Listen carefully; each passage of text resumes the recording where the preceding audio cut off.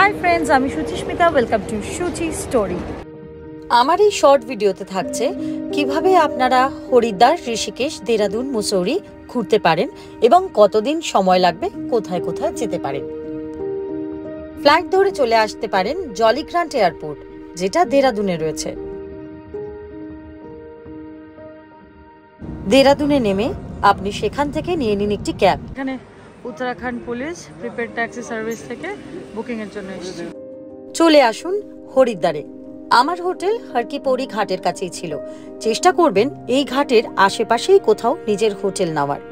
পৌঁছতে পৌঁছতে প্রায় দুপুর হয়ে যাবে। এরপর সেরে নিন লাঞ্চ। তারপর সময় নষ্ট না করে বেরিয়ে পড়ুন। হোটেল থেকে বেরিয়ে চলে আসুন মনসা দেবী মন্দির। মনসা দেবী মন্দিরে যাওয়ার জন্য রয়েছে রোপওয়ে। এছাড়া হাঁটা পথেও আপনি মন্দিরে পৌঁছতে পারেন।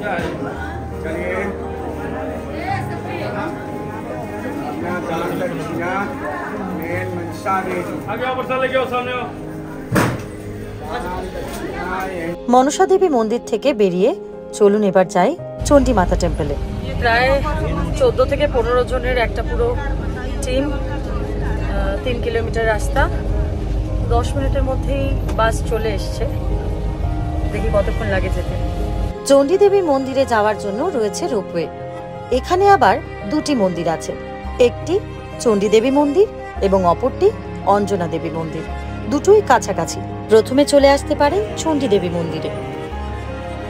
সেখানে মন্দিরে মায়ের দর্শন হয়ে যাওয়ার পর হাঁটা পথেই আপনাকে আসতে হবে অঞ্জনী দেবী মন্দির। মন্দিরের ভেতরে অনেক জায়গায় ক্যামেরা অ্যালাউড না, তাই সবটা আপনাদের দেখানো এখানে সম্ভব নয়।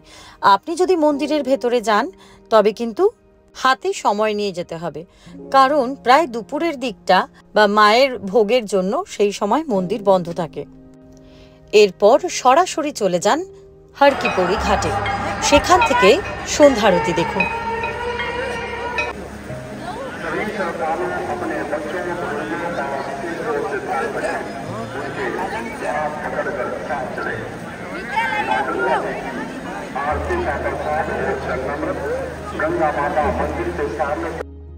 পরের দিন সকালবেলা ঘুম থেকে উঠে সেরে ফেলুন পুণ্য স্নান। তারপর হরিদ্বারের আশেপাশে যে আশ্রম এবং মন্দিরগুলো আছে সেগুলো একবার ঘুরে দেখুন। এগুলো ঘুরতে সময় লাগবে মোটামুটি ঘন্টা 2 থেকে 3।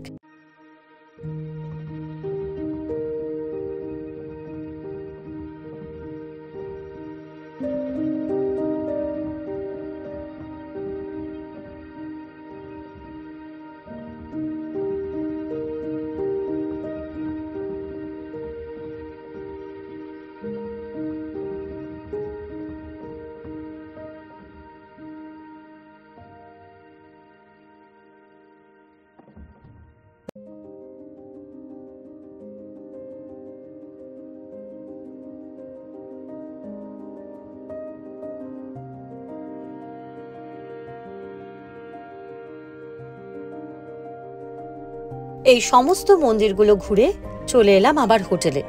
লাগেজ নিয়ে বেরিয়ে পড়লাম মুসৌরির উদ্দেশ্যে। মুসৌরিতে গিয়ে সেরে নিলাম লাঞ্চ। তারপর বেরিয়ে পড়লাম মল রোডের উদ্দেশ্যে। এইটা কিন্তু দ্বিতীয় দিনের সন্ধেবেলা। পুরো সন্ধেটা কাটিয়ে দিলাম মল রোডে। রাত্রেবেলা হোটেলে ফিরে ডিনার করে ঘুম।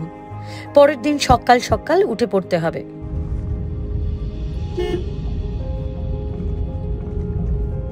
তৃতীয় দিন সকাল ব্রেকফাস্ট সেরে বেরিয়ে পড়লাম মুসৌরি সাইট সিনের জন্য। আজ প্রথমেই যাব সন্তুরা মাতা মন্দির। সন্তুরা মাতা হলেন মা দুর্গার আরেক অবতার।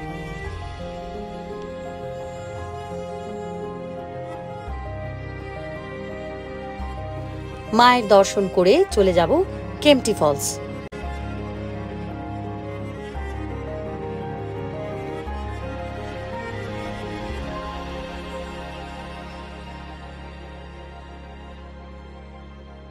কেম্পটি ফলস সেরে চলে আসলাম আরেক বৌদ্ধ মন্দিরে।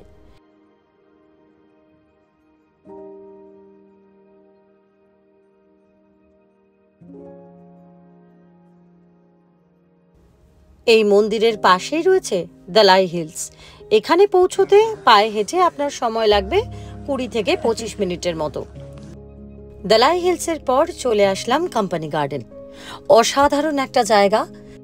এখানে রয়েছে প্রচুর ফুলের গাছ, আর্টিফিশিয়াল ওয়াটারফল এবং আর্টিফিশিয়াল একটি লেক এবং বাচ্চাদের অ্যামিউজমেন্ট পার্ক।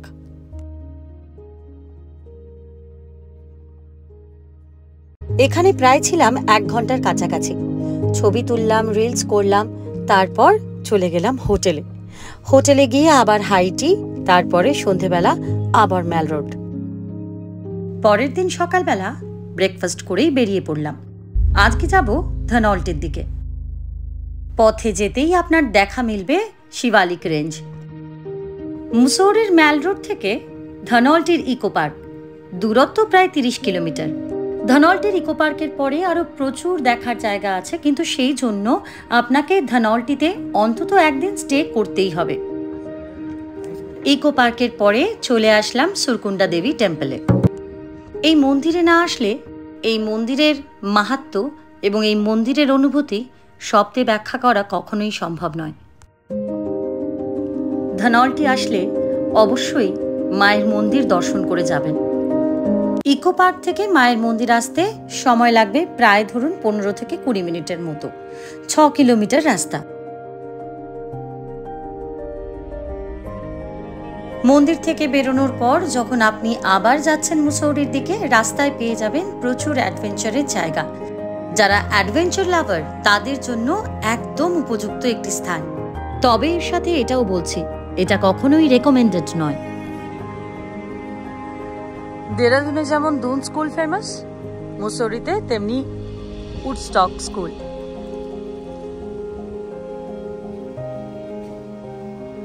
এই স্কুলের কথা আমরা অনেকেই শুনেছি বা অনেকেই জানি। অনেক বড় বড় ব্যক্তিত্বরা এই উডস্টক স্কুল থেকে পাস আউট করেছেন।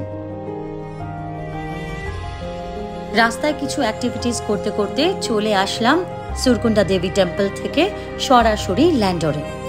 ল্যান্ডরে আসতে সময় লাগলো প্রায় 1 ঘন্টা 17 মিনিট মতন, ধরুন প্রায় 32 কিলোমিটার। ল্যান্ডরে ছিল ব্রিটিশদের ক্যান্টনমেন্ট, যেখানে প্রচুর বছরের পুরনো এই দোকানগুলি রয়েছে। প্রথমে 4টে দোকানই ছিল, কিন্তু তারপরে 1-2টো দোকান আরও বেড়েছে। এই 4 দোকানে বসে চায়ে চুমুক দিতে দিতে কেটে যেতে পারে অনেকটা সময়।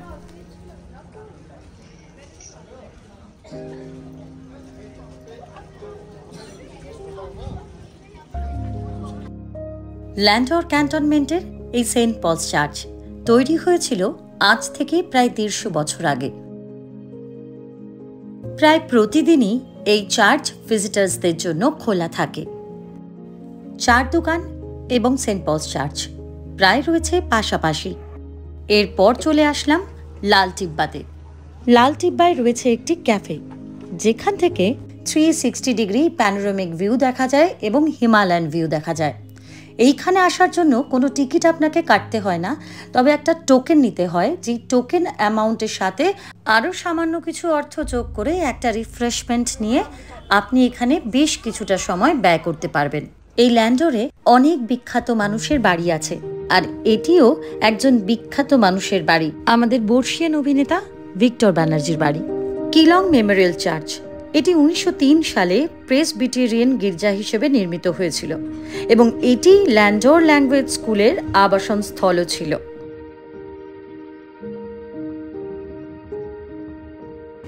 এরপর ল্যান্ডর বেক হাউস থেকে নিয়ে নিলাম কিছু বেকারি আইটেম। তারপর চলে আসলাম ক্লক টাওয়ারের কাছে।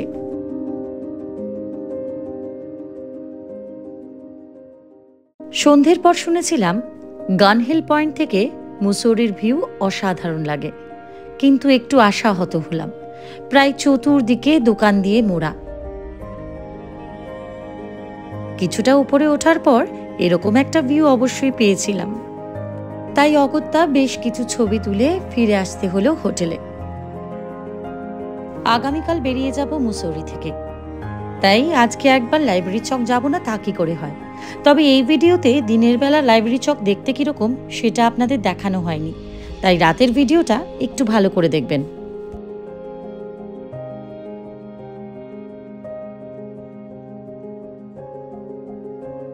লাইব্রেরি চকে বেশ কিছুক্ষণ সময় কাটালাম, তারপর ফিরে গেলাম আবার হোটেলে। আগামীকাল যাব দেরাদুন। আর দেরাদুন যাওয়ার পথে যে যে দর্শনীয় স্থানগুলো আছে সেগুলো একবার ঘুরে দেখাবো। দেরাদুন যাওয়ার পথেই চোখে পড়ল মুসৌরি লেক। একদম নিচে নামেনি, তবে ওপর থেকে বেশ ভালো ভিউ দেখা যাচ্ছিল। মুসৌরি লেক থেকে প্রকাশেশ্বর মন্দির প্রায় 14 কিলোমিটার দূরত্ব। এখানে এসে যদি চান আপনারা পুজো দিতে পারবেন। এখানে একটি স্ফটিকের শিবলিঙ্গ আছে, এখানে আসলে কিন্তু অবশ্যই তার দর্শন করে যাবেন। প্রকাশেশ্বর মন্দির থেকে সোজা চলে গেলাম গুচ্চুপানি। গুচ্চুপানি আবার অনেকে কিন্তু একে রাভার্স কেভ বলেও চেনে। পার্কিং থেকে বেশ কিছুটা হেঁটে আসার পরেই পেয়ে যাবেন এই কেভ। এই কেভের মধ্যে রয়েছে একটি ঝর্ণা।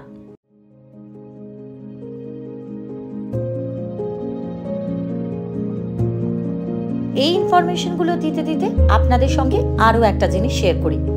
আমি কিন্তু এই স্পেশাল জায়গাগুলো, যেরকম ধরুন এই গুচ্চুপানি রয়েছে, সুরকুন্ডা মাতা টেম্পল রয়েছে, সন্তুরা মাতার মন্দির, এই সমস্ত কিছু কিন্তু মিনি ব্লগ করা রয়েছে।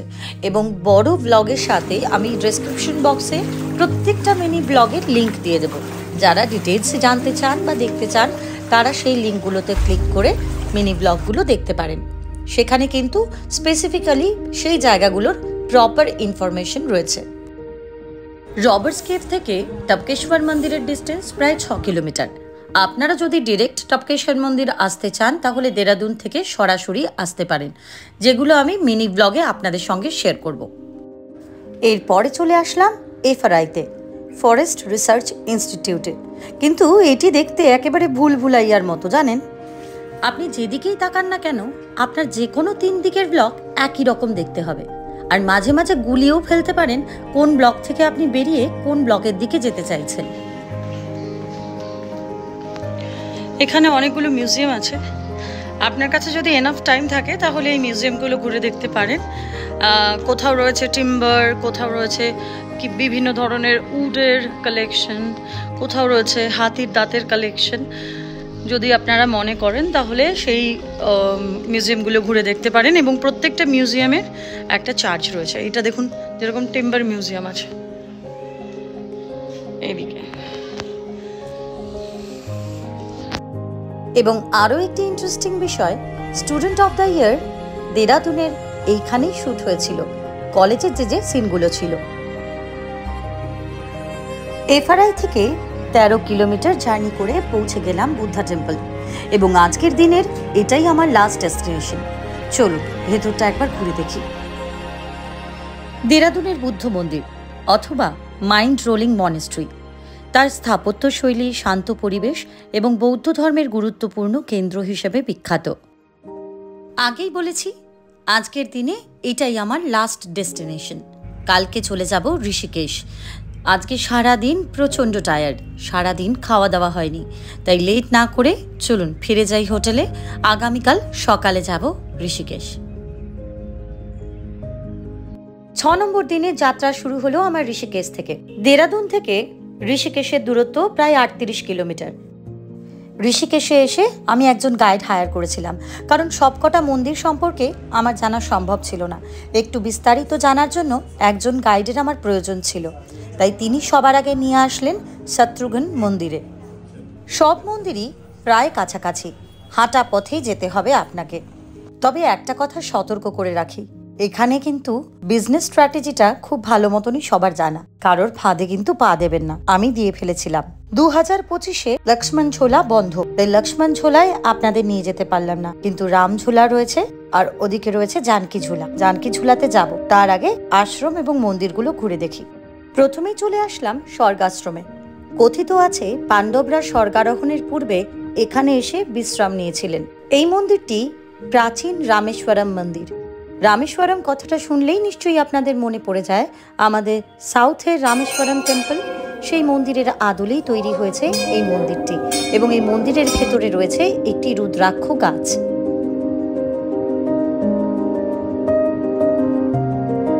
এই ভিডিওটা দেখুন, কিন্তু লজ্জায় কিছু শেয়ার করতে পারলাম না। এরপর চলে এলাম গীতা ভবনে। কথিত আছে পাপ খণ্ডনের জন্য মানুষ গীতার সমস্ত শ্লোকগুলো লিপিবদ্ধ করে এবং তা লিপিবদ্ধ করে এই মন্দিরে এসে জমা করে যান।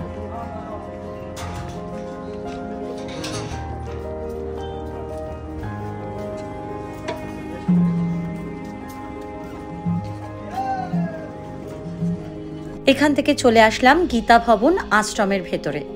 এই আশ্রমের ভেতরে আপনি যেদিকেই তাকান না কেন, গীতার শ্লোক আপনার চোখে পড়বে, কারণ প্রতিটি দেওয়ালে খোদাই করা আছে গীতার শ্লোক। এছাড়াও প্রতিদিন সকাল 7টা থেকে 8টা পর্যন্ত এখানে গীতা পাঠ করা হয়, তাই এই ভবনের নাম গীতা ভবন। সেই সময় চলছিল পরমার্থ নিকেতনে যোগা ফেস্টিভ্যাল। এরপর মন্দিরের ভেতর দিয়েই আরেকটা রাস্তা চলে গেছে, যেটা চলে যাচ্ছে একেবারে পরমার্থ নিকেতনের কাছে। পরমার্থ নিকেতন ঋষিকেশের একটি বিখ্যাত আশ্রম, যা তার আধ্যাত্মিক পরিবেশ, যোগ ও ধ্যান অধ্যয়নের জন্য পরিচিত। 1942 সালে স্বামী সুখদেবানন্দ সরস্বতী দ্বারা প্রতিষ্ঠিত হয়েছিল এবং দীর্ঘকাল ধরে আধ্যাত্মিক সাধকদের কেন্দ্র হিসেবে পরিচিত এই পরমার্থ নিকেতন। গঙ্গার তীরে 14 ফুট উঁচু একটি শিব মূর্তি রয়েছে, যা আশ্রমের একটি নিখুঁত দৃশ্য প্রদান করে, এবং প্রতিদিন সন্ধ্যায় গঙ্গা নদীর তীরে অনুষ্ঠিত হয় দর্শনীয় গঙ্গা আরতি। এই আশ্রমের এটি একটি বিশেষ আকর্ষণ।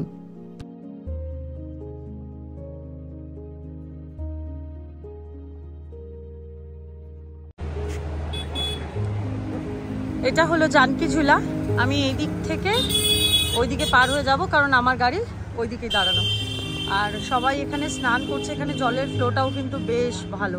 এখানে আরও বেশ কিছু আশ্রম আছে, এগুলো সব আগে থেকে গভর্নমেন্ট দ্বারা বুক করতে হয়, বা অনেক কিছু নিয়ম থাকে, যে নিয়মগুলো আমার জানা নেই। আপনাদের জানা থাকলে আমাকে কমেন্টে শেয়ার করবেন। জানকী ঝুলার দুদিকে রয়েছে যাতায়াতের পথ, অর্থাৎ একদিক দিয়ে আপনি যেতে পারবেন এবং অপর দিক দিয়ে আসতে পারবেন, এবং মাঝে একটি পথ রয়েছে। যারা হেঁটে যাতায়াত করছেন বা হেঁটে জানকী ঝুলা পারাপার করছেন, তারা ওই মাঝের পথ দিয়ে যাওয়া আসা করতে পারবেন। আমি একটি বাইক জোগাড় করেছিলাম, যেই বাইকের ছেলেটি তীর্থযাত্রীদের এপার থেকে ওপার করছিল মাত্র 10 টাকার বিনিময়ে। আমি বাইকে উঠে গিয়ে এপার থেকে ওপার হয়ে গেলাম। যেই গাড়িগুলো রামঝুলাতে নামায় ট্যুরিস্টদের, তারাই জানকী ঝুলার পাশেই যে পার্কিং রয়েছে সেখানেই ট্যুরিস্টদের জন্য অপেক্ষা করে। এখানে দাঁড়িয়ে তুললাম বেশ কিছু ছবি। তবে তীর্থযাত্রীদের জন্য কিন্তু সুখবর রয়েছে। শুনলাম লক্ষ্মণ ঝুলার পাশেই তৈরি হচ্ছে হনুমান ঝুলা।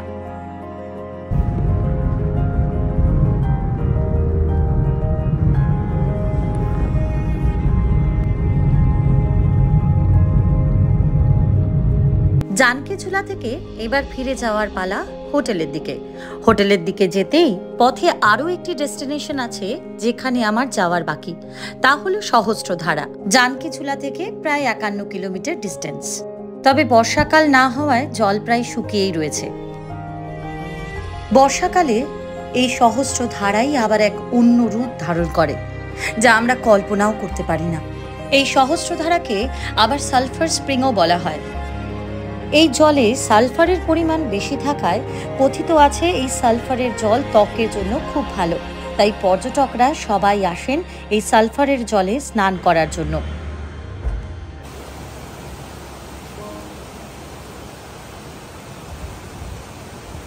ট্যুর শুরু হওয়ার আগে মনের ভেতরে একটা অন্য এক্সাইটমেন্ট থাকে, আর যখন ট্যুর শেষ হতে থাকে তখন ভেতরে চলতে থাকে একটা আলোড়ন। যাই হোক, ভারাক্রান্ত হৃদয় নিয়ে শেষ করলাম আবারও একটি ট্যুর। হরিদ্বার, ঋষিকেশ, দেরাদুন, মুসৌরির এই ব্লগ কেমন লাগলো আপনাদের?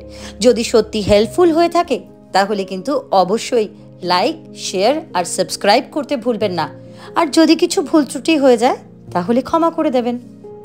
আর বেশ কিছু জায়গার ইন্টারেস্টিং মিনি ব্লগ রয়েছে বিস্তারিত তথ্য নিয়ে। যদি আপনাদের ভালো লেগে থাকে তাহলে ডেসক্রিপশন বক্সে গিয়ে অবশ্যই চেক করবেন। আমার এই ব্লগ আমি এখানেই শেষ করছি।